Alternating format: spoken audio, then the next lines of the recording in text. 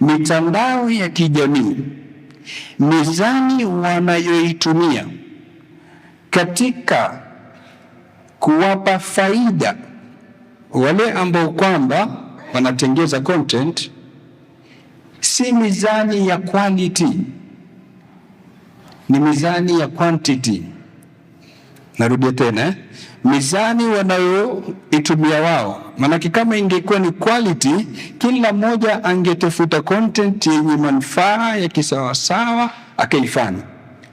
Lakini kwa sababu kinachoangaliwa ni quantity, idadi, followers wengi, sawa, subscribers wengi, views kubwa ama views nyingi, ndio upate kulipwa na upate kufaidika na kunufaika kutokana na mtandao kama ule.